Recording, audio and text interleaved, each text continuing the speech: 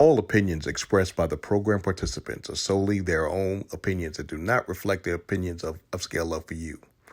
The program participants' opinions are based on the information that they consider from their own knowledge. No expressions or accuracy is related to Upscale Love for You.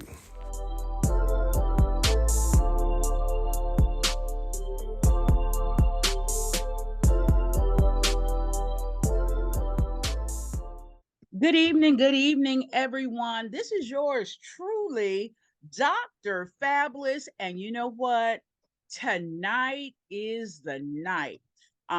We're wearing green tonight to represent our mental health wellness for the month of May. Everyone knows that you got to have your mind right to get it right. And if you don't, guess what? We have help for you. So this evening, we have some celebrations going on. And first and foremost, I would like to say congratulations to Dr. Feelgood's oldest son. Oh my God, that's a wonderful, wonderful accomplishment. So he's running a little late this evening for the commencement celebration. And tomorrow, my little grandbaby, oh yes, my grandbaby, and her name is London Sky, and she will be going from elementary school to, guess what, y'all, middle school. So I'm so excited for all the achievements going on in the hot city of Savannah and across the nation, because you know what, we must praise our own pond, and we got to celebrate to make it great. So without further ado, oh, I'm sorry, and we have some that's running a little behind schedule. And you know, we have a very important man with this group, Mr. Jackson, and he's running late this evening. But we understand things happen. So, you know, we're gonna give him a what you call that? A pass card. Is that what you call it, Lady T? I think you would, Okay, give I them don't a know what you pass. call it. Yeah. And Get out of jail free. a get out of jail free card. So this evening, you know, we have a lot going on, but we got something great in store for you. We have a special guest, and I'm assuming she's running a little behind schedule as well.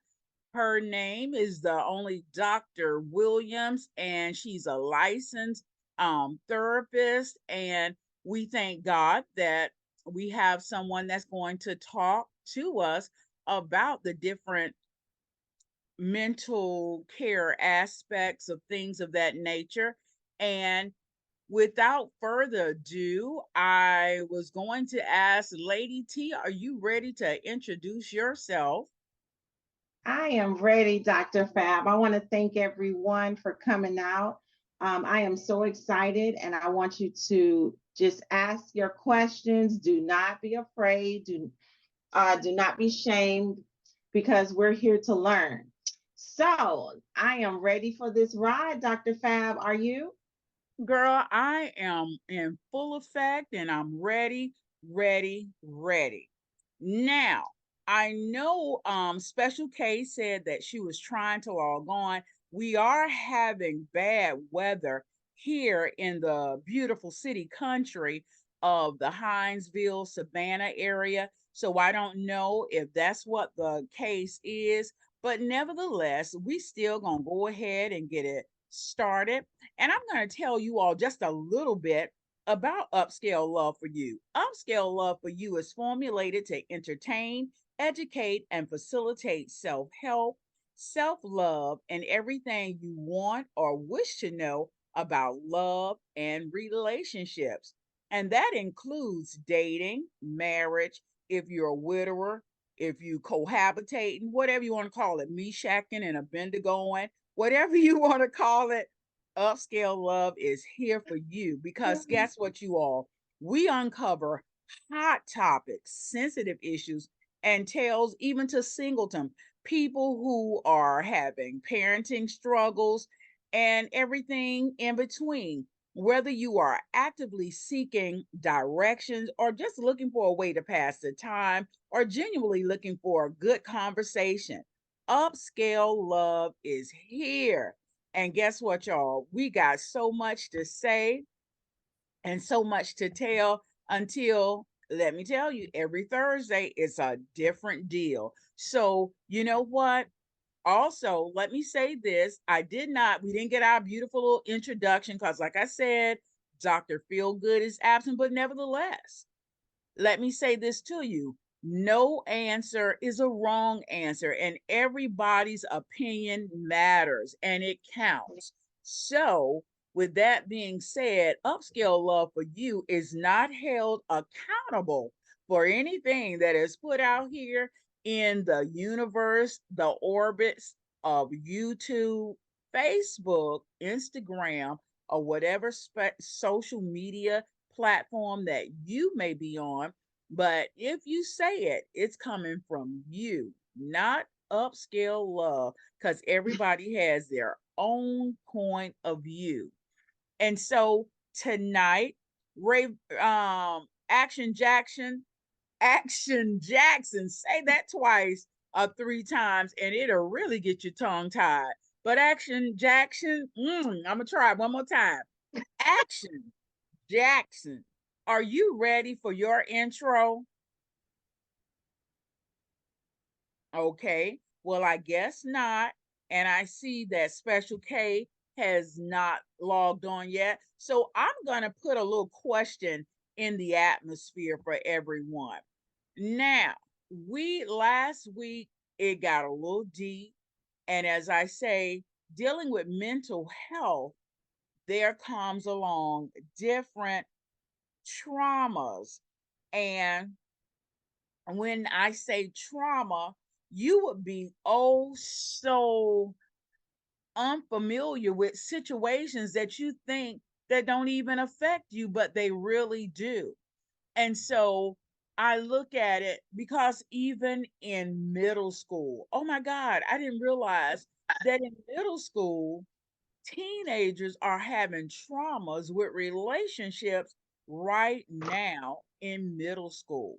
So, the question that I'm going to put out there is, when you are in a relationship and it's going honky dory, everybody know what honky dory means. That means it's sweet, it's good, it's new, it's feeling oh so wonderful. As I would say, it's so fabulous. But the minute a monkey wrench is thrown in that relationship, tell me what. Do you think it becomes a little toxic? Do you work on it? Or because of traumas in your past relationships, do you just give up on it? So I'm going to start over here with Nikki. Nikki, can you hear me? Yes, ma'am. Good evening. Good evening and welcome, welcome, Nikki. What I'm asking is, when you have, that's just like when you buy a new pair of shoes and you want to show them off, boy, they can be hurting that bunion. But guess what? You put that shoe on and you strut so fine, like that shoe not even hurting. But when they get a little old, what do we do with them shoes? We throw them in the back of the closet, don't even think about them no more, and then we say, So, Nikki, my question is, when you're in a new relationship and it's oh so good, it's absolutely fabulous, do you tend to work at it then? But when it starts to get sour, what do you think happens? Tell me in your aspect or your mindset, what happens to that relationship? And do you think that traumas from a previous relationship can stop you from moving forward? Oh, yes, most definitely. I know when I start off with a new relationship, I give everybody a chance, clean slate. No, no, going back and looking at the previous past. I give everybody the chance to show their true self.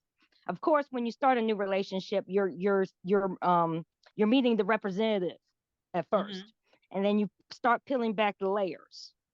And then if the layers are not where I want what I want to see, then I start really asking more questions and just get quiet and just observe.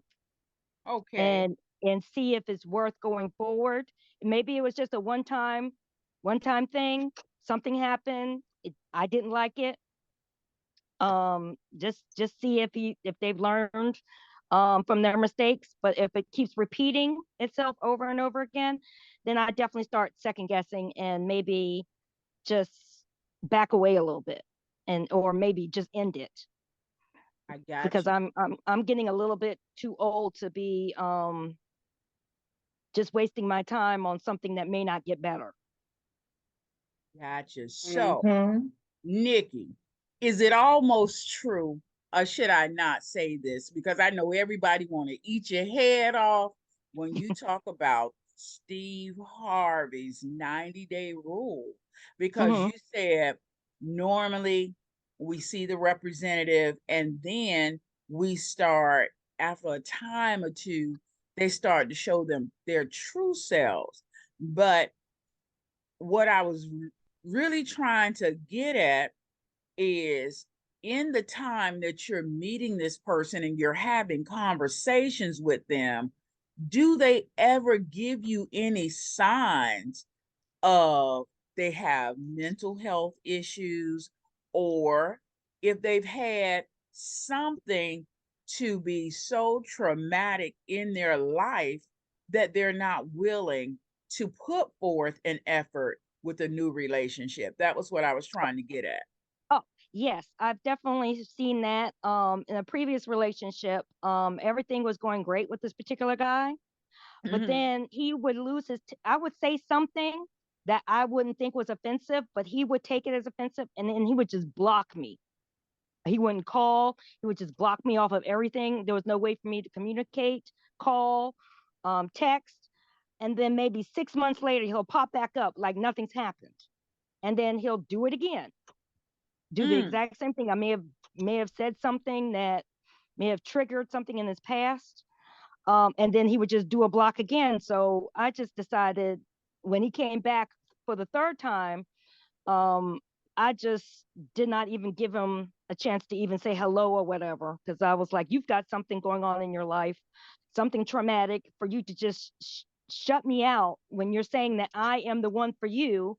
mm-hmm, Um, but just to catch an attitude and just literally just shut me down, shut me off, that this mm-hmm. to me is something wrong with that particular person, and he needed to deal with his issues. Okay, so So I'm a little baffled. When you say block, do you mean he blocked you off his phone line, yes, his social media, or yes, was it all of it? all of it. He Oh, wouldn't call. I mean, I tried calling. My phone wouldn't go through. Like, he blocked me as a caller. He blocked me off of any text message. He blocked me off of Facebook. I mean, just no communication whatsoever. oh, And well, I just Nikki. refused. I knew where he lived and everything, but I was like, I'm not going to chase you down to have you talk to me. If you're just going to block me, then fine. We just need to go our separate ways. But he Oh, just kept coming back and apologizing. I was like, no, no, boo boo. You did it once. You're not going to catch me Mhm. again. So you've had your oh, chance. so this is what That's I'm gonna right, I'm, girlfriend. I'm, That's I'm gonna right. add on to that, Nikki, with the blocking, and he came back once and he came back twice, and then you didn't give him a third time around. So I understand that. But did you ever take the time to just write him and give yourself closure? Because let me tell you this, the special guest not here, so Dr. Fabulous can ramble and ramble, but I'll make some good valid points. When you don't give yourself closure, and when I say closure, because he continued to block you, it made you feel some kind of way. I know it had to Of make course, you feel, it had to it make you did. feel some kind of way. It And did. so, because you did not allow him to come back and do that third time around, ching ching, which was a great, great thing on you. But I just think, had you wrote him and let him know exactly how you feel, it would have gave you a form of relief that you wouldn't even understand. And I say this because have a girlfriend, and she was dealing with this young man. She liked him. Oh my God, she liked him. He was so nice. He was so nice when he came around. But when he wasn't, when they were not in the same, let's say, city and state, he forgot about her. He didn't call. Holidays came around. He did not send gifts. He didn't do any of that. And so, what she did, she said the first time it happened, she was like, okay. The second time, she was almost like you, Nikki. The second time, she said, okay. But the third time, she didn't allow it to happen. But guess what? She gave him that old Dear John letter and really expressed exactly the way she felt, even wished him luck with that next person that comes into his life, because I'm sure she won't be the first, she won't be the last, but she wrote him this wonderful Dear John and sent it to him. And of course, guess what, Nikki? He tried to reach out then. He tried to be oh so apologetic, but you know what? She was good. Yeah. She was okay with it because she had closure, because she got a chance to tell him exactly the way she felt about how he had treated her, and she wished him luck with that next person that he was going to come in contact with. So I hope everybody got a little something from that, because, like I said, we're dealing with mental health month and traumas that can make you click. And, I'm not going to say go off, but sometimes that trauma make you go into a dismal state. And so, with that being said, I'm going to ask Lady T, are you ready for me? Can you hear Understand. me? Oh, yes. Can you hear me? I can. Okay, thank you, everyone. I just want to start off by saying I'm putting in the chat links to each state crisis line, so you can copy the link and keep it for yourself. Want to start off with a testimony or a story of some sort? We can open up the floor with that first. You said if somebody would like to share, or were you Yes. going to share? Oh, I have plenty testimonies, but Well, no, I girl, want to go give them the ahead. Go option. ahead and share. And you know what, y'all? I see Gnarly back, girl. Welcome back. I see that. Darling, welcome back. I'm so excited. I'm so excited. We're going to get to that weekend, Gnarly. But right now, we're going to let some people share some things with us. But, girl, we are so excited to see your name come back up. At least I am, because I can't wait to hear what took place. Okay. So go ahead, talk, Lady T. Okay, Lady T, go ahead. Okay. All right, everyone. So, as I was saying, if you have something to share, the floor is open because this is your night. We want to cater to you. We want to hear testimonies. We want to hear stories. Leanne, are you there? Leanne is here, but I don't deal with crazy, so people have patterns and symptoms and signs, and I look for every last one of them. And Dr. Fabulous knows. I mean, she said she gave him a chance to call. If you block me one time, that's all you need to do. Keep me blocked. I don't even need closure. I don't need to find out what happened. I'm good. Block me and keep me blocked.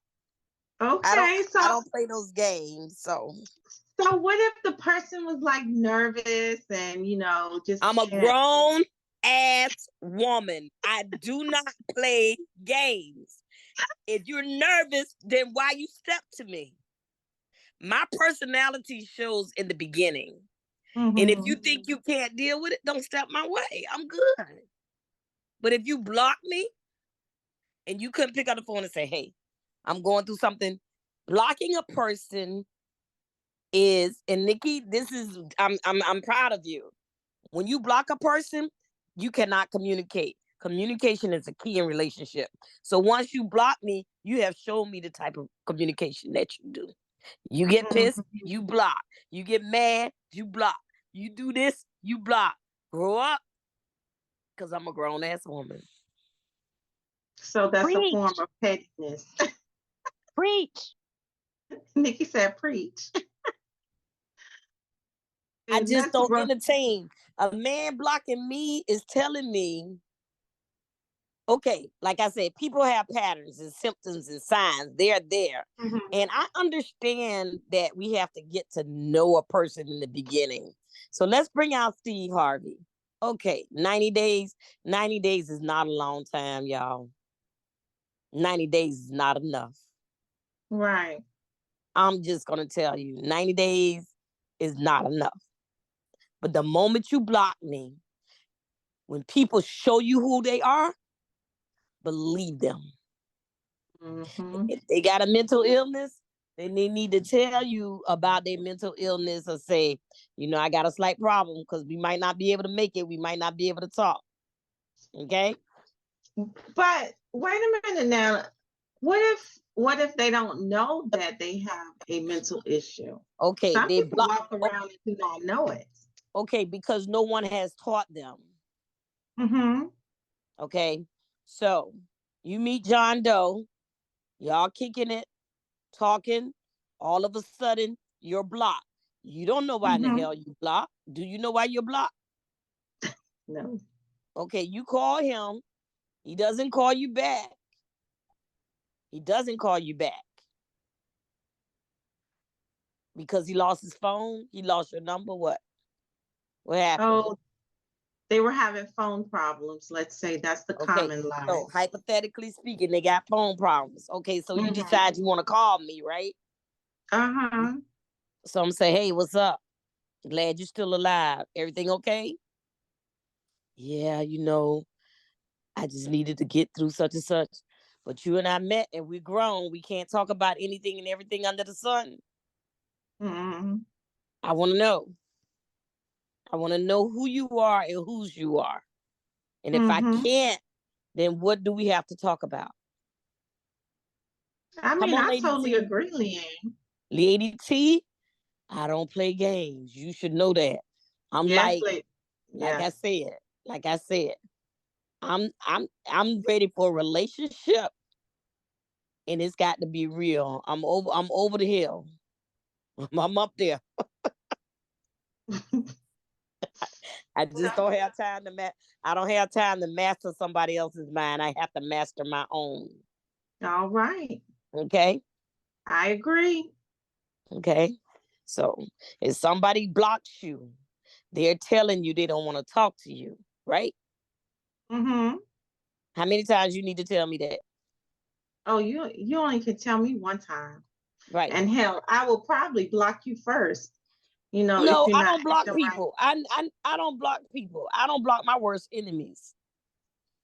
I would not Mm, block I don't block people. Because if I don't want right. to talk to you, you can bet I'm not gonna talk to you. Okay. I pay my phone bill. I don't have to block you and I don't have to hang up. But if you blocking me to keep me from calling you, won't get a call from me. You don't have to block me because I won't call. Mm-mm, Okay.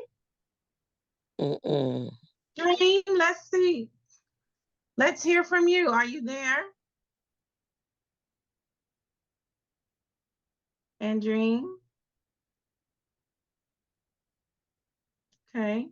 Andreen said she was multitasking earlier, so she might still Oh, be okay. multitasking. And I Okay. want to let everyone know our special guest is running a little late because she was having an issue with logging on, but she should be on shortly. I see her logging in now. And I welcome. She's connecting her audio. So, with that being said, is that Danny I see in the house? Welcome, Danny. Yes. Welcome, Yes. everyone. We have some professional help here this evening. Welcome, Dr. Williams. Can you hear us? Okay, would you please pronounce your first name? Because I did not want to say it and tear it to smithereens. Understood. My first name is Tauchiana. Oh, that's beautiful. And one more Thank time. you. Tauchiana. Okay, all right. Thank you so much for coming and sharing some of your time with us. Absolutely. And if you would just give us a little background, we've been talking about we had an issue. Someone was dating someone, they blocked them once. When they had issues, they blocked them twice. And so I was saying the issue like that, and Leanne, one of our panelists, she said that if a person does that, really they don't want to talk to you. So with that being said, before you get into the meat of it, please introduce yourself and tell us a little bit about yourself, Dr. Williams, because I'm not even going to say the first name. I'm going to say Dr. Williams. That's great. That's great. Well, it's awesome to be with you all this evening. I am Tatiana Williams. I hail from the great city of Durham in North Carolina, and I've been a therapist for about the past 18 years. A large part of the work that I do is working with children, adolescents, as well as adults who have experienced trauma, who have also been dealing with anxiety and depression, and just working with folks on healing and all of that. Yeah, so that's what I've been doing. So a lot of work with middle school folks, and also partnering with parents. Yeah. Okay. Well, thank you. Thank Oh, you. that's Thank awesome. you. That is awesome. Lady T is one of my co-hosts. Special K is Hi, one of my Lady T. co-hosts. Action Jackson, he's running a little late. And our Dr. Feelgood, his son graduated from college today. So that's a great accomplishment. Congrats, So he y'all. may get on and he may not, but of course, you're always welcome to come back. So Oh, we're thank going you. to go ahead and open up the floor. And I don't know if Nikki would like to come back and ask you a question in reference to that situation. Nikki, would you like to share that with Dr. Williams? Yes, I can go back to the situation. Hello, Dr. Williams. Good Hi, evening. Nikki.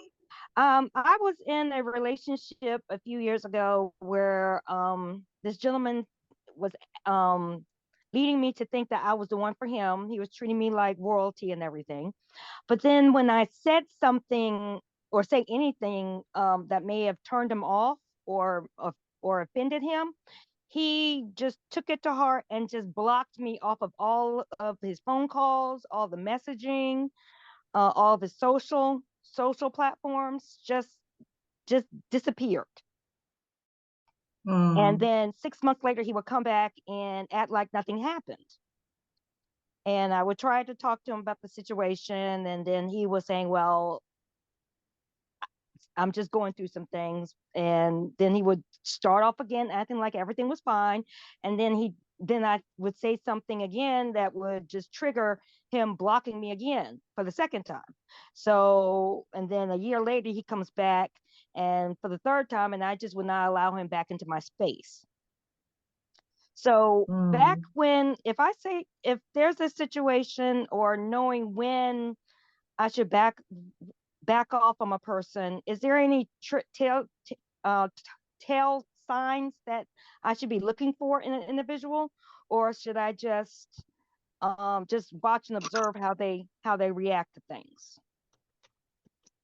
Absolutely. I think that you've answered it very, very well, even in your question.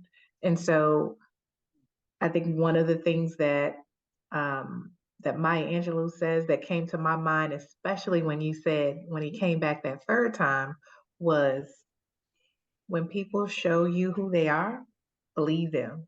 When people show you that Amen. they're not able to have the emotional availability and maturity to be able to communicate effectively, then is that somebody that you want to spend your time with? Is that someone that you want to build with?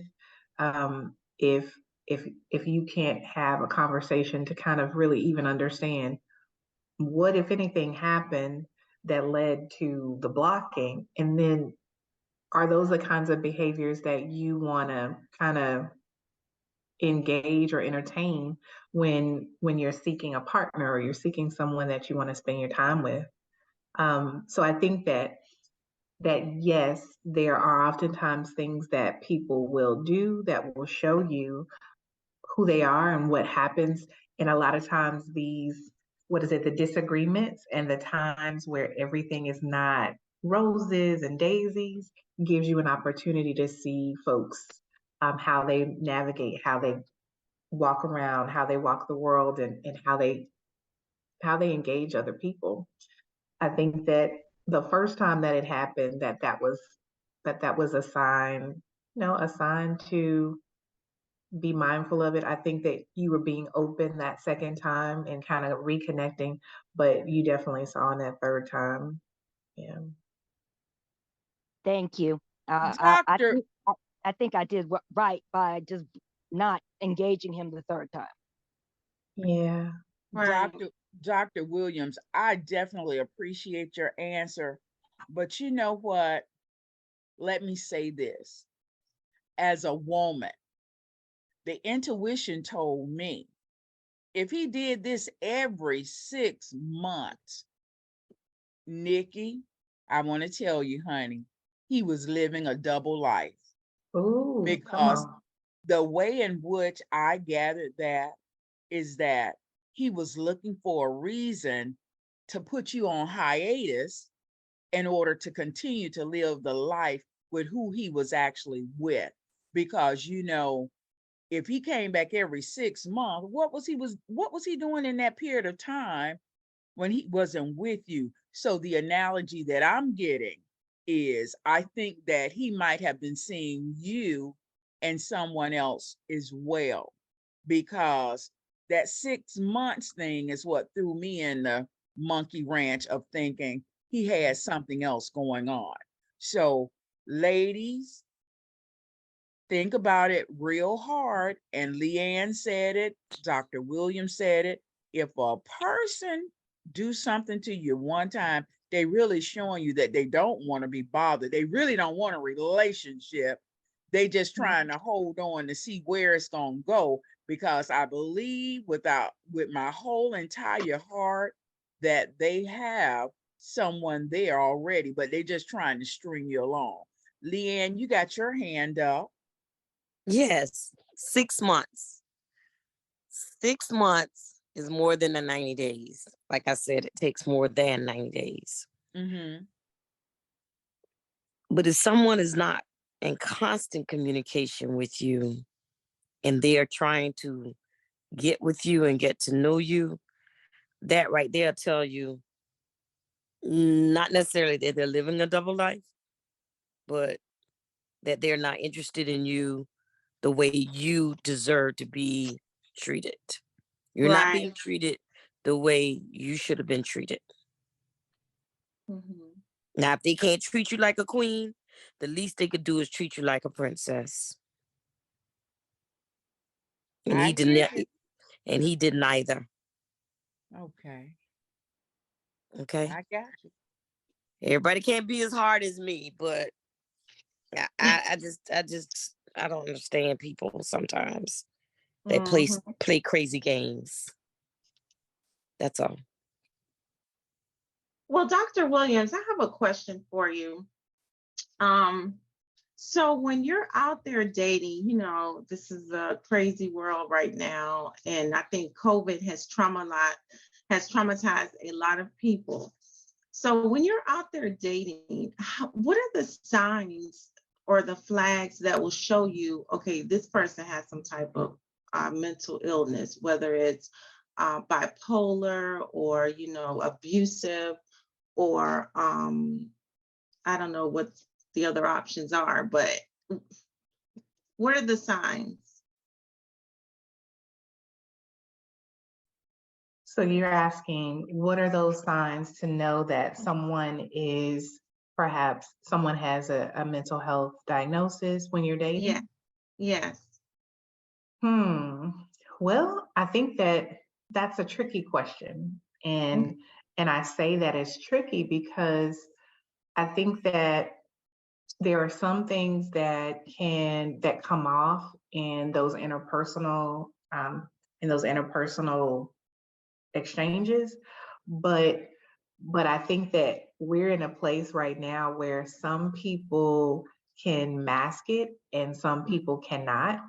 Right. I think someone just added in the chat that there are folks who are they are who they are, and you can tell either they have really, odd or eccentric behaviors when they're, in social settings, or you can notice that either they're very anxious, they're worried about, what's around them, what folks are saying, second guessing what folks are doing.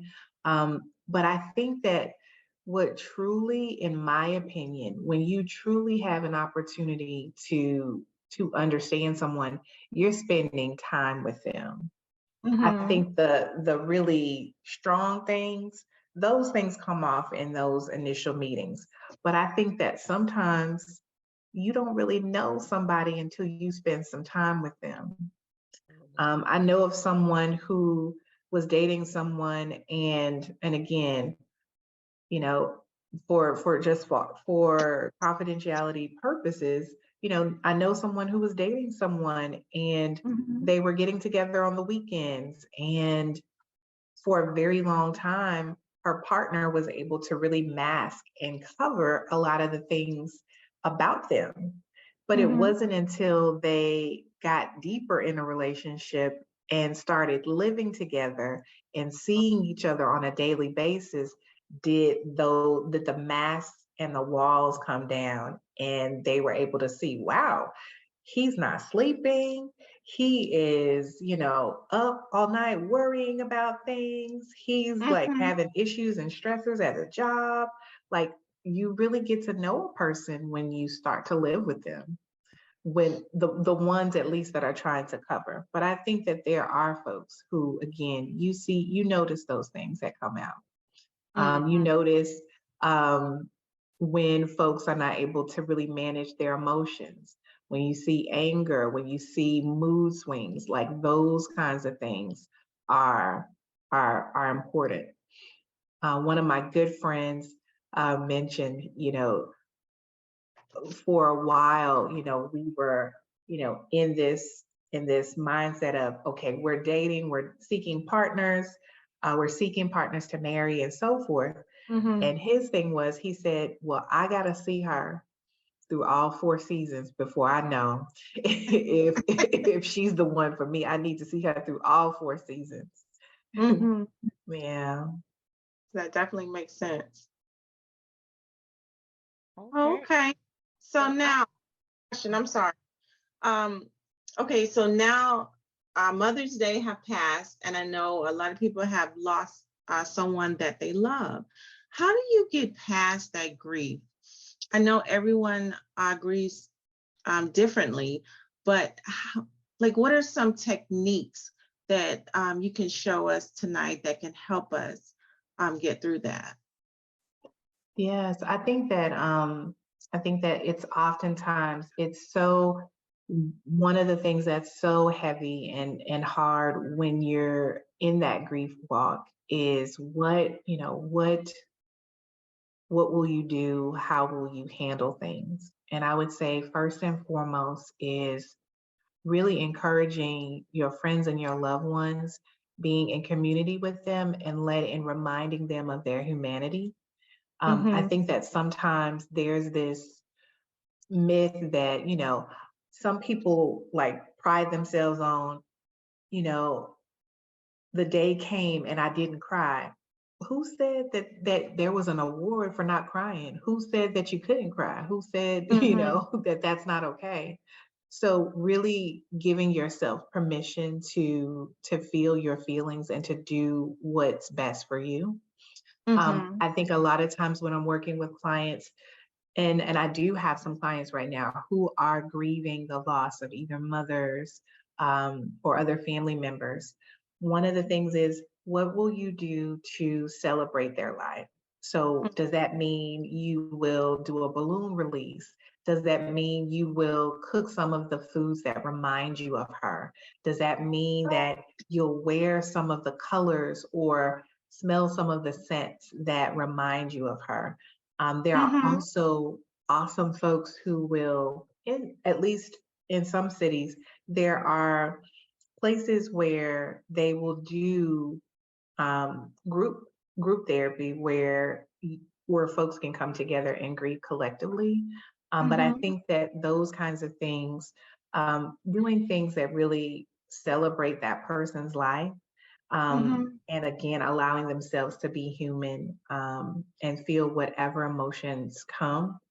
I think that sometimes too, giving people permission to take off work, to again take the time to do what needs to be done for them. You know, and being very transparent. I lost my mother in 2016, and one of the things that I do for her birthday, and also to remember the time that she passed, she passed, I want to say, a little bit after Prince passed, and she was a huge Prince fan. So one of the things that I do just to remain connected and close to her and celebrate her is I will always blast a lot of Prince music, and just really Call me over because I love me some Purple Rain. yes, I play a lot of Prince. Favorite color was pink, so I think this past year I got some pink roses.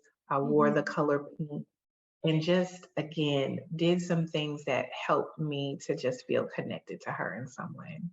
Oh, that's a good idea. And so I mean, I think it's part of it too is letting folks know, hey, I may be a provider, I may be a therapist, but I'm a human too, living life, and life is happening to me as well. Yes, yeah. Okay. Okay. Thank you Now, so much. You all were talking about death of a parent, a spouse. I'm a widower. And so everyone always come to me with, trying to give me advice or asking advice. And I can only tell them that everybody grieves differently. And because my husband and I, we were everything, confidant and best friend, you name it, he was it. But I know without a shadow of a doubt that I loved my husband and he loved me. However, I'm still amongst the living. And I always say God will bless me with another Boaz that's going to treat me just as good or even better. And so they always ask, how do you know that you're ready to move on? Do you have some answers to that for widowers? Because when I tell them, they like, girl, you always talk about your husband. You're not ready, but I am ready because he was a wonderful source to talk about. And if I am always going to always love him, and he will hold a special part in my heart, but I do know that I'm ready to move on. So can you share with the people in what is this here, video world, Orbitus, whatever you want to call it, with them, how they would know? Absolutely. I think that Dr. Fabulous, you penned it right there. I think that we live in a world where people are oftentimes checking in with media, they're checking in with other people instead of checking in with themselves. The reality is that the other people who say, oh, you loved him and you did, they're not the ones that are going to be putting themselves out there and being in the presence of other people. And it really takes someone who has said, I have taken the time to definitely allow myself to feel the feelings and when folks feel that they're ready, think that they're ready. I think that we forget to trust ourselves. We forget to really, sometimes we need reminders that that we are with ourselves and that we know ourselves very well. And it's not about checking off boxes about you've done this, you've done that, because as we talked, as we were talking about before, everyone grieves so differently, and everyone's path and their process is so different. So it's really hard to kind of say, oh, these three signs are the signs that you're ready. It really is. It really depends on the person and their process. And to hear you say, I know that I'm ready. I know that I will always love him, and knowing that you're ready to move on. I mean, the love is there. No one says that the love has to turn off Yeah. and or anything. But when you know, you know. You You just know, and that's what I try to tell them. I knew I was ready, but everybody got their own thoughts. they Leanne, your do. hand is up. Yes, Dr. Fab. I'm not a counselor, but I have some words of wisdom for you. Give me the words of wisdom, girl. Okay. If you're ready and you think you're ready, go for it. And even when you get into it and you're not ready, you have the right to take a break. Mm-hmm. Give it a try. Nobody knows this way of life. You know, you went through trauma and tragedy. Memories will forever be in your mind. Even with whomever you get with, you are able to discuss your husband with them. Yeah. If they are true, mature adults. Because it's not like you divorced him, and divorce is trauma too, tragedy or whatever you want to call it. But he died. He passed away. Yes. No one knows the day nor the hour. So if you feel like you're ready to get out there, get out there. And if you feel like you want to bring it back, bring it back. You have that right. So don't be afraid. Just keep it moving.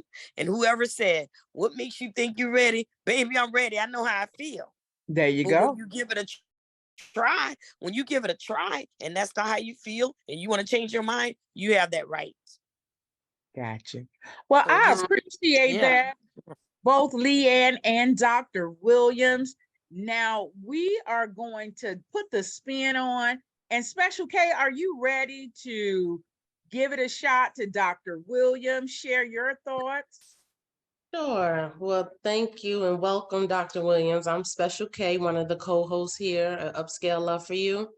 So I actually have two questions. So the first one being kind of goes back to kind of what Lady T was asking. So some of the signs of someone who may be struggling with well, let me ask you this. Do you consider someone who has like anger issues? Would that be tied in to mental illness, or is that just something to approach when you see someone and you see them getting, they get angry really quick, or blow their top, or take things that you say, you may not mean it a certain way, but the way they perceive it is always like defensive or way, and just,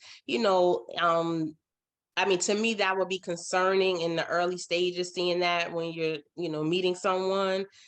Could that signal, someone who's very angry like that, or can blow their top really quickly? Would that be considered, them struggling maybe with some type of mental health issue? I think that, oh, go ahead. Oh, no, that wasn't me. I didn't say anything. Okay. I was going to say that I think that the two can definitely exist alone and together. So I think that there is something to say if someone is not one who can keep their emotions in check, and that really struggles in the area of maintaining their composure in situations that stress us out. The reality of it is that life is gonna life. People are gonna say things at work. You're gonna get in stress and sticky situations. When you're dating, you're going to disagree. However, it really is something to say if you are with an adult and someone who is not able to really pull themselves in, or to even have that awareness that they are, behaving in a way that's not peaceful. And so that definitely is concerning. I think the question around leaning whether the challenges with managing anger is a sure sign that there is a mental health diagnosis. I think that part it depends. It really depends on where it's happening. I think it leans or it leads itself more towards a mental health diagnosis if this is something that's happening at work, if this is preventing them from keeping jobs, if this is happening in their friend circle, if this is happening in, again, in their relationships with whoever they're dating. That's where mental health comes in, when in different facets and areas of your life where you can see the impact of your ability to, again, navigate and really keep yourself in an even keel. Okay, Because it's thank okay. you. I mean, anger is not a bad emotion. Like, we're going to get Mm, angry. mm-hmm. However, are you able to, one, verbalize and say, this is really frustrating me right now. And if you need to take a moment, take a pause, rejoin the conversation. But if you're to the point where you're throwing stuff, you knocking over, you yelling and you screaming, that's concerning. Right. So that's what I've been learning to do as far as just when you get angry, instead of like having who I don't want to argue with anyone at this point in my life, but I do utilize that. Listen, whether it be I'll call you back, like let me just calm down, or you know figure out Absolutely. what to say, and I will, that's what I do. My coping mechanism a lot of times, let me just be by myself for a minute. So, okay. And then my second question to you was, what would you suggest or any tips for someone who is in a relationship with someone who has like um, a mental illness diagnosis of, say, like depression? Yeah. Because I dealt with that with someone at one point very close to me, Yeah. and um I sometimes didn't know how to tackle it when they were in that state, right? And so I Mm, think quite naturally we'll say, we'll always try to do things like, I'll always try to like, well, let's go here, let's do something to kind of brighten the yeah, mood. And for absolutely. them, it was explained to me that that doesn't work for them. Like, Mm, I can't just go outside and go do something, think like everything, and all of a sudden I'm just gonna be okay.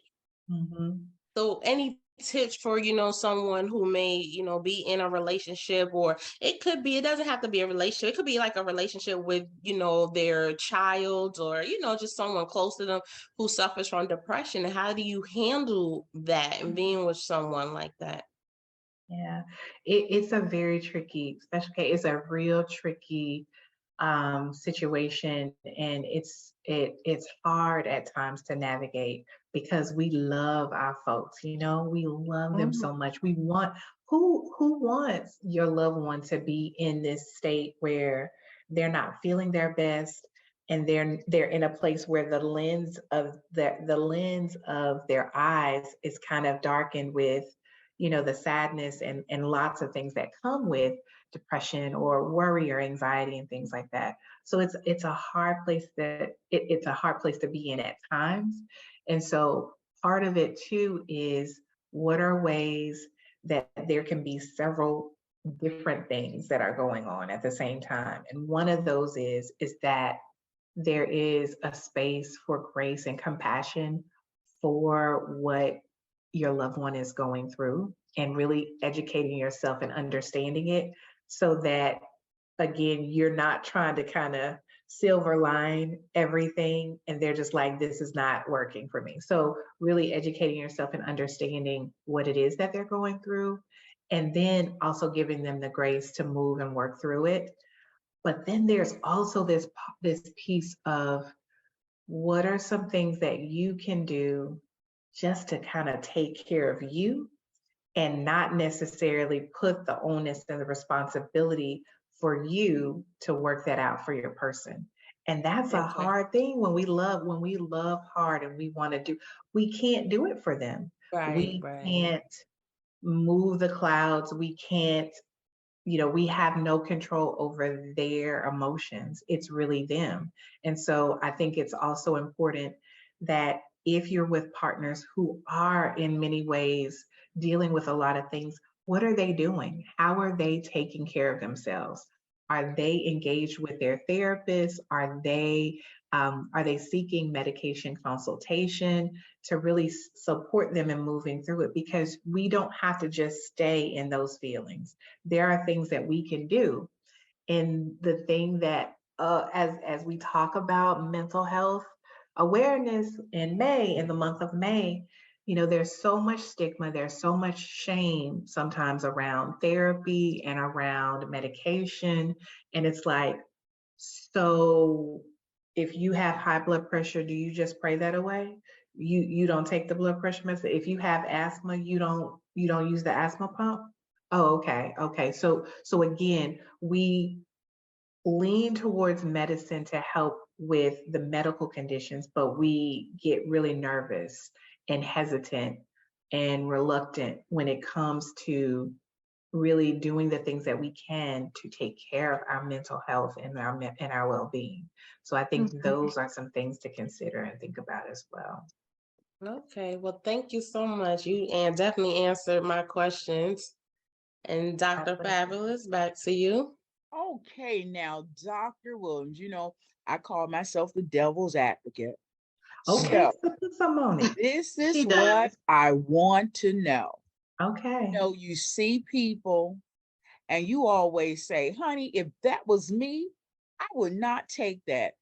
Women and men that are living in abusive, toxic relationships. So, people, and the reason why I brought this up is because Special K kind of touched on it. People that have anger issues and things of that nature. And most of the time, when their anger gets so at a rage, normally we would remove ourselves from that. But some people remain in that same situation. How can that be helped in a mental health standpoint? So are you, I want to make sure that I'm hearing you correctly. Are you asking how to support someone that's in a situation where there is domestic violence? Correct, because we always look at them and say, girl, you crazier than me. I wouldn't stay there. But that's not really something that's going to help them. That's you voicing your opinion. But to try to guide one or navigate them in the direction to get help, how do we do that without putting our own personal feelings in there? Because I know some people have fears of moving on. Some people are there because of monetary benefits, financial, the children. You hear all the excuses. I'm going to say excuses. I shouldn't have said that, but the reasons, help us out. the reasons that, right, or the barriers that kind of get in the way. I think that one of the things that people oftentimes, even those of us that are friends and that are on, maybe friends and family members that are on the outside looking in, is we forget that at some point, this person who is now either saying things that are emotionally abusive or putting their hands on their partner and hurting them physically, or using their power in different ways to intimidate them, we forget that there was a time when this was not happening. and that those are the things that kind of root the relationship, and that these two people love each other. Even though the actions are not healthy, the love is still there. So it's very easy for us that are not in the situation to say, oh, if I were in that situation, I wouldn't do that. However, when you add love and you add, we've put our money together, and you add that we have kids together, and you add, you know, the even the thoughts and the worries of what ifs and the fears of leaving, the fears of safety, those kinds of things will definitely impact people's process. And sometimes it takes folks several times to leave, and to stay, to stay away. And it oftentimes takes those of us that love and care for that person, we can be very invested in their safety and their well-being. But one of the things that's really hard for folks that are not providers, and for folks even like myself that are providers, when we see what's going on and we want it so bad for them, at the end of the day, they are the ones that are going to make that decision about where they are and where they're going to be. So oftentimes it's being present and being ready, not necessarily agreeing and supporting what's being done to them, but being at the ready for when they say that they've had enough and that they're ready to move on, and giving them resources. I think that the best resource are folks that do this on a regular basis. So whether it's crisis centers, organizations that specialize in this, they have the resources at the ready to be able to support folks. So I would always connect my folks to someone who, again, they do this. They can do this with their eyes closed, so that when someone is ready to make that move, they're connected to someone who knows how to support someone through this process, and not someone that's kind of trying to figure it out along the way. Okay. Well, I appreciate that answer and everything. And guess what, y'all? The Action Jackson is in the house. So, Action Jackson, welcome. Welcome. We understand you had a little tartiness, but we want to welcome you on and welcome you here. And if you are ready for Dr. Williams with your profound question, please share it with us tonight. Action.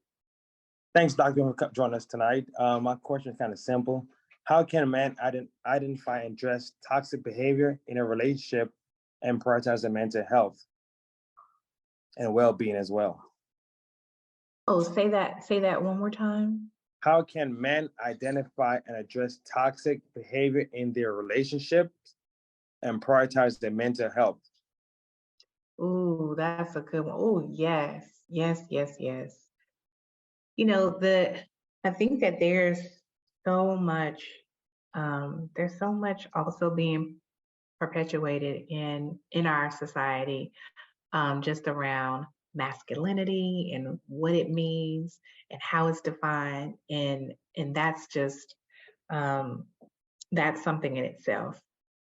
I think that one of the things that, when I close my eyes and I dream of the things that I would like to see in my world, my dreams for our men include, in what ways are men going to, one, allow themselves to be accountable to someone else? And so what I mean by that is, where are the uncles and the dads and everybody that are, again, really being there to be informal communities that will hold them to the standard of again being healthy and really decreasing and stomping out a lot of the toxic behaviors. And then Also, when will we break the stigma of just counseling, period? I think that historically, Black men in particular, the Black man has been through so much. When we look back to the history of this country and our people and how we were brought here, there's just so much trauma that has been passed down through generations. And I think that if anyone would benefit from counseling, it's Black men for sure. Not to say, oh, they're this, that, and they're her. No, no, no, no, no. If you've been living in America over the past 5 years and you don't have a counselor, what's going on? Because I've seen some stuff and experienced some stuff over the past few years that is just like, I'm a provider and I'm in counseling, you know? So I think that really connecting to some resources, doing some individual work, and being willing to, as a couple, take yourselves to someone that is, again, like unbiased and able to create a space for you all to peel the layers back and to really dive deep into whatever the issues are, and allow you the space to dream and speak about what you want your relationship to be. How do you want to be behaving and navigating the world, and then doing the step by step of making this thing come true, making this thing come to fruition. So I think that it takes that, and it's going to take us really speaking and providing, like, liberating each other. Like, not necessarily, did you catch the episode of The Housewives, or did you catch the game?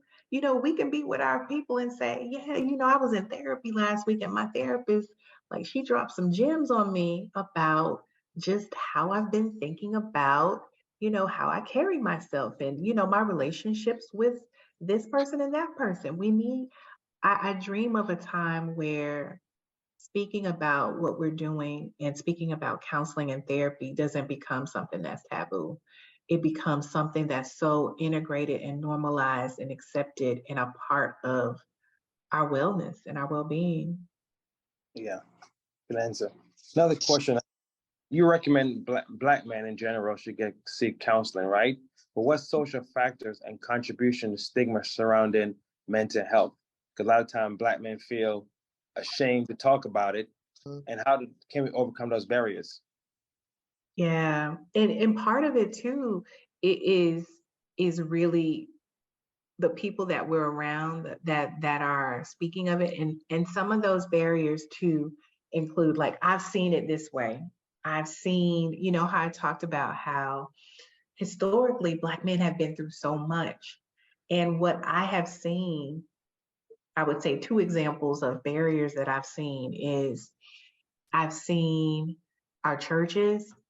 Now, listen, I, I'm not here to preach. I'm not here to put down anybody's denomination or anything. But what I will say is, I have been in religious spaces and I have heard people who have power. And what I mean by that is, if you hold hundreds of people as a captive audience every Sunday from such and such time to such and such time, you have a very powerful influence. Yep, I've heard that's people control. say things like, don't go to therapy, just come on up here and, be volunteer in the church and be a member here. But I'm like, okay, so when they volunteer and they're part of the church, what are you doing aside from providing community to, again, address the trauma and the mental health needs of these men? So I've seen that happen. It's okay. We can have Jesus and therapy at the same time. They can be all together. So I see that happening.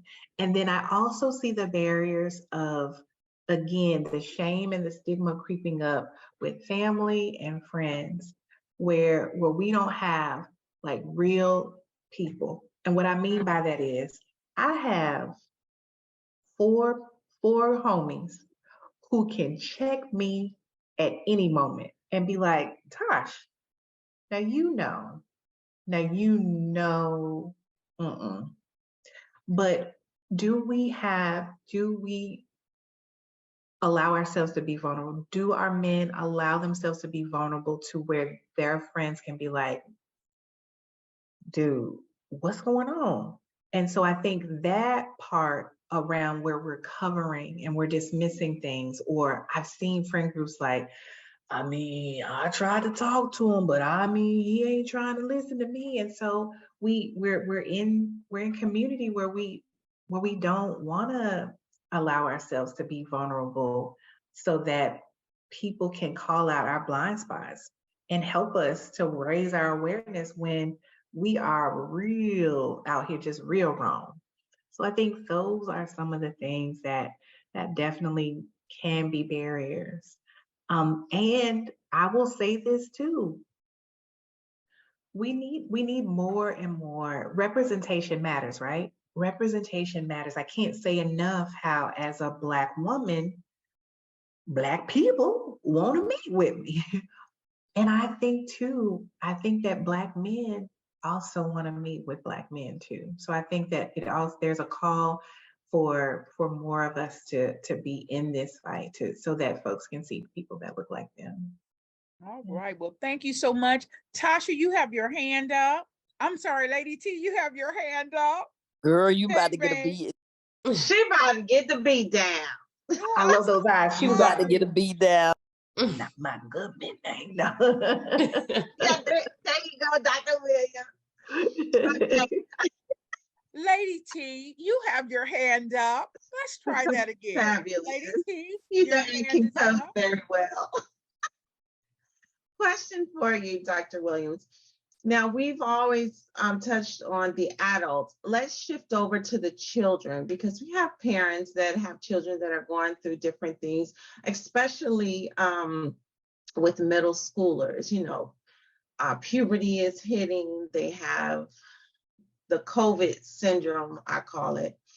And they see all of this sex on TV, you know, same sex, mini sex. So we as parents, how can we help our children like get through this stage and, give them the tools that they need? I would say the two things that come to my mind the most are connection and communication. And so what's tricky about adolescents is, they're going through this phase where they're acting like they don't want to be around us. And they're giving off real stanky little attitudes. Love it. They call it tude. They just giving off, don't look at me, don't touch me, and all of that stuff. And we as parents, as aunts and uncles, godmothers and godfathers, teachers and mentors, we need to lean into connecting and remaining connected with them despite what they're giving off, because they need us now more than ever. I think that it's essential to find ways to connect with them, because I think when I'm meeting with parents who are struggling with their relationships with their kids, and they're nervous about them being, under the influences of not just drugs, but the influences of media and the things that are out there that could be removing them from a path to greatness. And so a lot of times we are oftentimes thinking creatively about how can you connect with your kids, because it's not just about the ways that you want it to be. It's not about the ways that even you connected with your parents, but it really is about, y'all, we got to figure out what these roadblocks is. We got to figure out what these fortnights and all of this, we have to really look into their interests and connect with them and meet them where they are. And so really prioritizing that time to connect is such a protective factor to kids. And then when you move from connection to communication, it is having real conversations with your kids. It is being interested in what they're interested in. It is recognizing and finding those moments when it's best to connect with them. So for example, now Lady T, I don't know what kind of work you do, but you know, if you have just been working from 8 to 4 and you're coming home, do you want somebody asking you about, at 4:01, what did you do today? How many meetings did you have? What happened in the meeting? You want to have some time to decompress. You want to have some time to ease into it. So being, really using that lens to look at the kiddos, the ride home might not be the time. The questions, we got to get more creative than what did you learn today at school or how was your day? But it's more so really being particular about, what's something that made you smile today? What's something that oops, sorry, Nat. What's something what's something that surprised you today? Or was there anything going on that that upset you in some way? So really just asking specific questions that give them opportunities to speak about what they've been experiencing. So and also when communicating, having real conversations with them. Choosing a day, I think that Sundays are cool. Lots of families will pick Sunday as, this is the day where we're resting and we're resetting for the week. But just finding regular times to have family meetings and times where you all come together and talk about things. How are things going? What are your expectations, Mom, for how this family is going to navigate? What is their expectations of how they want to be in the family? And really have ongoing conversations about how y'all are doing with that and what each person can do to again, for the Lady T family to be all right, Yeah. So how do you pull the kids out of isolation? Because these devices, and I don't know, I hate YouTube, okay? With these children, like they will literally sit there and watch. We love YouTube. Oh, we love YouTube. Uh-oh. Oh, I apologize, Dr. It's Pat. like, Lady T, that's like you saying, I don't like Zoom. We on Zoom. You can't do that. Like, I can't stand Zoom. Look, they already know I'm muted. Okay. But like I see these children just sitting there watching people chew food, roll over things. Come on. Break up sand. I mean, really, we have dummied down our brains to just looking at that. So yeah, how do you out of that? Like, how do you reprogram them? I don't think that it's a reprogramming. It's a how will we function in this new normal, and that is what are your expectations around? Because it's not about all or nothing, but where is a middle ground that you can meet? I see a lot of families doing, and myself included, doing set specific times where we put the devices down. And it really is us modeling and engaging in it as well. So whether that be at dinner time, phones up, don't bring your phones to the table. We're going to dine together. We're going to eat together. Some parents also have a time where it's like the devices shut off and you put them in a basket and they come to my room. And it's like, because right now, we have this thing where they're up all times, they're up at all hours of the night, again, scrolling. But how are they going to be worth anything to learn anything if they are not getting sleep because they got blue light. They're in their screens all day. But it's also, it's about you all as parents and families making some decisions. I think that some parents have said, I've heard parents say before, well, I've been letting them go on like this for so long. And so that, I just can't go back now. Wait. My bad. I'm sorry. Who paid the bills? Who bought the phone? Who pays the bill? Like, you have every right as a parent, every right as a partner to decide and say, this isn't working well for our family. And you have every right to make it known and say, yeah, we're going to start doing this different. And you let people have their feelings or whatever, but you create, the kids are not setting the temperature in the home. We are. So Exactly. we set the temperature and they adjust because, again, we pay the bills. we are the ones that are responsible for them. So it's not I can't take the phone, or I can't do this, or I can't do it because I've been doing this for so long. Well, I'm going to empower parents. Take right. your power back.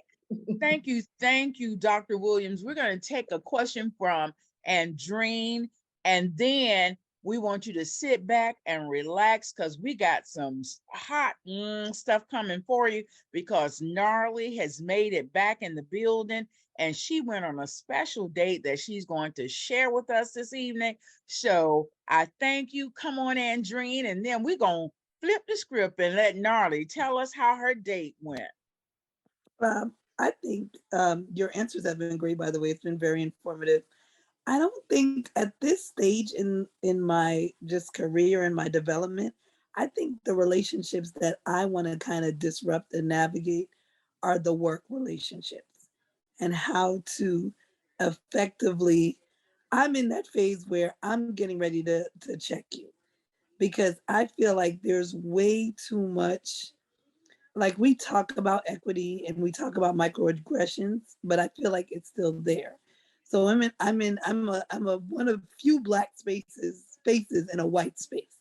And I had an incident this week, as a matter of fact, yesterday.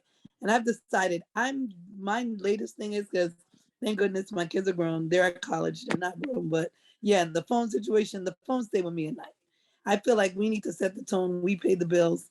And at the end of the day, you are going to change up their routines and what they were used to doing, but that is your prerogative. And then when you engage in those conversations, I feel like you meet them where they are. Like, I used to always at home, it would be like, what was the breakdown of your day? Like, I always had a whole routine when I would pick them up from school. And instead of letting them tell you they liked the movie or they enjoyed this, what was your favorite part? What was the character you like best? I feel like engaging in those conversations, because I feel like a lot of parents, what I feel like they're lacking is that relationship with their own child. They're their children, but they don't necessarily have that relationship. So I feel like having those conversations that are more than just superficial, kind of like you said. But back to my question. So the work relationships that I want to, Kylie, no. This phase of navigating, it was like someone was out at work, and I have a person that works with me. And I felt like this white lady thought she would send me an email. Well, since my para is out sick, do you think and I was just like, I'm going to need you to check your privilege. Why would it be okay for my group to do without, so that your group could not? And I didn't get a response, because I'm in a phase now where I'm going to ask those uncomfortable questions, because I don't really want a response. I want you to think about what it is that impacting, because in my mind I thought to myself, black me would never open my mouth to ask you to let me work with your person, because my person, I mean, there's no way. So I'm just like, what is that? And I'm in the phase now of my career and my world where that's the behaviors that I'm going to be disrupting. So exactly. I'm sit in there privilege and figure out and be uncomfortable, because at the end of the day, I feel like that's how you build for the next generation, so that we can start to like deal with those, like you said, historical things that happening to us, because I feel like a part of it is we let it happen to us without responding to it. And that's why we're all Exactly. dealing with the need for, and I think therapy and counseling is a great thing. I feel like in relationships, I want someone that's been through some stuff and been through counseling, because you know yourself. You kind of know like where you've been, where you're going, and who you are. And I think it can be very therapeutic just to even hear these questions and the responses, and like free. Like at the end of the day, we're the ones that are going to make it to where Black men and Black people are more comfortable with it if we speak about it in a positive light. So I feel like those are the relationships I'm struggling to figure out the right way to navigate them. But I've told myself, like, 3 years, 50, you get ready to tell these people, and they can do whatever they do. They're just going to be uncomfortable. And you're just going to keep it moving, because I'm not going to sit in their discomfort because I'm afraid to make them feel uncomfortable. But And that what you said is that's also history as well. You know, this tiptoeing around white people, or also the cultivated kind of myths of, if we're not smiling and saying yes to everything, that we're the angry Black woman. And I think that sometimes is a tactic to silence us. But the reality of it is disrupt it. Call it. Make folks uncomfortable. Do not feel that you have to, um, you know, you have to kind of reassure them and make sure that they're okay. But ask the questions and put it in their court. And I think that that's something that I see a lot happening in the workplace, is just navigating, again, enough is enough. It's 2023. What it really is 2023. Check your privilege, check your tone. Again, like, get some self-awareness about what's going on. And so that only comes when we speak it, when we speak to it, and we show folks that we're just not going to stand for this continuing to happen, or we're not going to stand for these kind of behaviors. So yes. You know what? It's so ironic. Andreen, thank you for that. Dr. Williams, thank you for that. Because I thought, and I'm not that angry Black woman, I'm that sophisticated, angry Black woman with a little snooty tooth with it. Okay. And it's so ironic as an educator that the privileged feel that they are privileged, because I go by Dr. Fabulous at night, but in the daytime, I'm Dr. Bacon. And this was so strange to me. Now, we have about 10 African American individuals holding our doctorate degrees, and you have about 2 or 3 Anglo-Saxon, I'm just going to put it on out there, and they will call them Dr. So-and-so and so. And then when they get ready to speak to you, they'll say Miss, or, and you know what I did? And this is where I cut the tree. I made the whole timber fall down in the teacher's lounge the other day. They said, Miss Bacon. And I just kept looking around like, who are they talking to? And she was like, you didn't hear me? You didn't hear me? I said, well, I believe the correct handle will be Dr. Bacon. I said, and I've noticed, that's why you put it out there. I've noticed that you will call Susie May Dr. Susie May, but you want to refer to me as Mrs. I said, you know what? I think I went to school just as long as that individual. I wrote a thesis paper just like she did, or who knows, mine could have even been better. However, so if you want to acknowledge me, you will acknowledge me as Dr. So and so and so, and we will have a great day. So I had to really take it there. And that's in the workplace. And like we say, this is 2023. Acknowledge who you are, stand your ground, and do it with elegance, and do it with the power that stands behind who you are and that you are proud of who you are. And Leanne, you had your hand up. Was that by mistake or was that by? No, I just want to ask a question. Mm-hmm. And I'm just going to say, is Susie Q of the other color? Oh, yes. Okay, But of so let me course, ask you this. So she called her Susie and she called you Bacon without a handle, and she treated you both the same. That would be okay, correct? it would be the same, but Okay, you will because not call me Bacon and right, call her Dr. Susie Q when exactly. Okay, we right, both hold because that in entitlement, you know. So that's what I'm saying. In the okay, workplace, sometimes we have to not smile and grin and bend for the privilege. We have to let them know we stand on the same soapbox. At least I do. So without so further, if she did it again, oh, she what would you won't. say to She won't, her? because Just she already. hypothetically saying, Oh, okay. If she did what what would you now? say to her? Because If I'm a little she harder. I'm a little harder about if when it comes she to if she was raise. calling me Yeah. again without my title, she wouldn't, Mm-hmm. because I don't even acknowledge her. It's like she's invisible if that occurs. Now, if you want to speak to me, I will speak back to you if we are having that conversation and you acknowledge me the way I should be acknowledged. So she's So you in the invisible. teacher's lounge. You in the teacher's lounge, right? Mm-hmm. And she knows better but won't do better.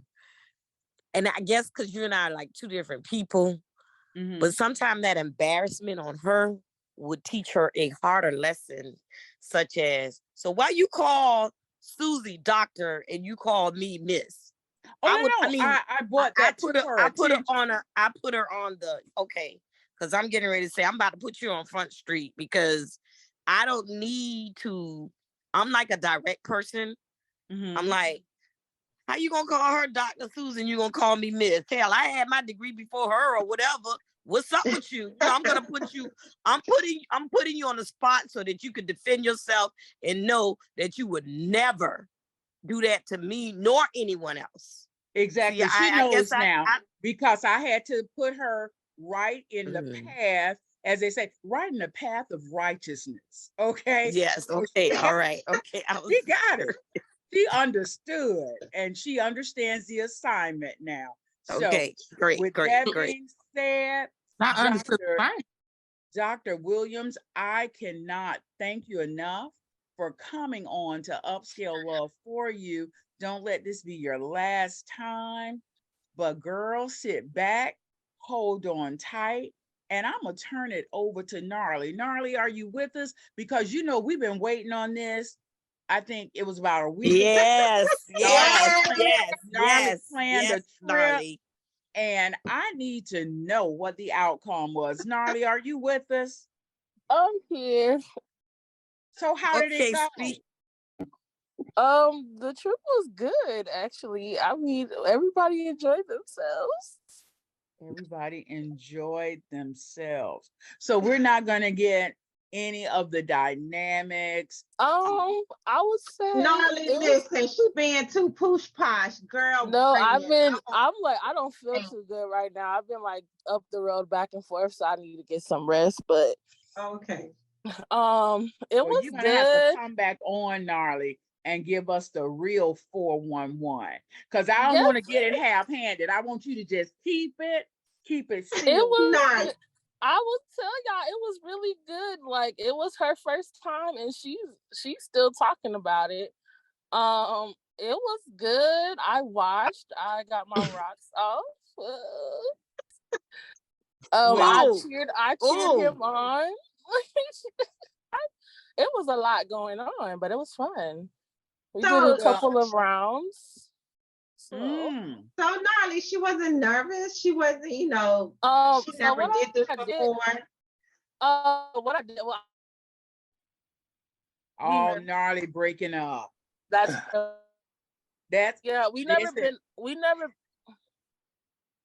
we never been on that type of level before, but I got her comfortable as far as I talk to her like every single day, FaceTime, all that good stuff. She still had, she had her location shared with her friends, which is understandable. I drove there and back, so she trusts me to that point as well. So she trusted me, and she was gradually opening up like the whole week, the whole 2 weeks before. So it wasn't bad. It was good. She enjoyed herself, and I let my dude do whatever he do, and I did So what how I did your did. dude like it? What did he say? Do he want to do it again? Or? He was. We both are like, I would say we both had manly moments, because we were just like, when we left her, when I dropped her off, I was like, until next time. And he said the same thing. Of course he's down to do it again, of course. One of my other girls in my group chat, she actually wanted to come that night, but it was actually going to be like too long for her to drive. So she wants to join next time. So it's just like, I guess I have one of my other friends pop up. Okay. So listen, I'm going to ask the question that everybody want to know. Okay. Yes. So did she get her orgasm? Plenty of times, because when we got to the hotel, like, it was just me and her. So I mean, I tried it out before I went to go pick up my guy. So okay. Yeah, so Gnarly got that. That Nolly is a mess. That Nolly is the Nolly is the bomb. I really just be minding my business, and just, if I'm open to a lot of stuff, but I was just like, let me try, see what it's about. And it's just like my guy, he was just like, everything's good, right? I'm like, yes, everything is straight.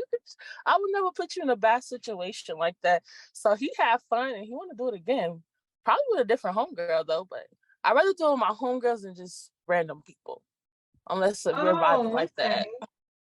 So Gnarly, listen, Gnarly, you definitely gonna have to come back. You know what? I'm telling you, that was a sign. It was a clap of thunder so loud that just shook my entire home. As I said earlier, we are having extremely bad weather here in the Savannah, Hinesville area. And I think it left us to go to y'all. It is 10:08, Gnarly girl. We are glad you had a great time. I'm going to ask Lady T, Action Jackson, Special K to give their closing, and we are going to ask and invite Gnarly back again, but I'm trying to shut it down because I don't want to get struck by lightning. You know how old folks say, y'all better get somewhere and sit down and cut them lights off.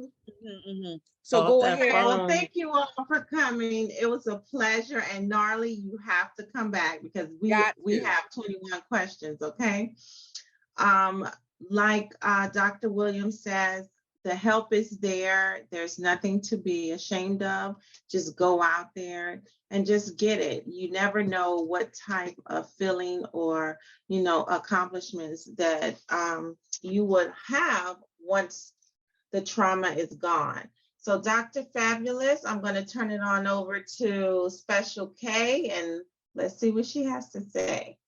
Yes, so I want to thank everyone for tuning in tonight. This was a great show, a much needed topic. I hope we have more discussions like this in the future.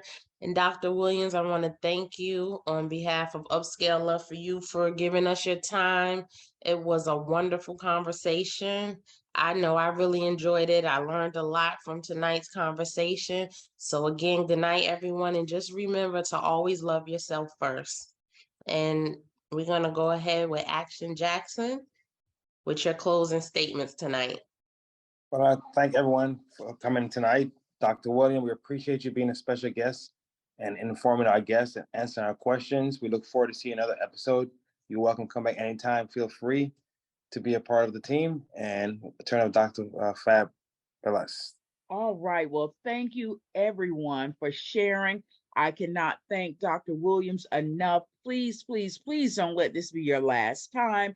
And I just want to say this, you know, people are scrambling to get telephone numbers to call if they need help. If you dial 911 and it don't help you, but the crisis hotline across the continental United States for help is 988. If you dial that number, they will direct you and get you some form of help for counseling, mental health, all of that good stuff. And I'm going to say, in the absence of Dr. Feelgood, Dr. Williams, you got to come back and meet Dr. Feelgood. And to everyone that came on this evening, we appreciate you. It was informative. And like I said, I'm getting off because of this bad weather. And I'm going to say to each and every one of you, good night. And guess what, y'all? Smooches. Mwah. Good night. Good night. Good night. Good night.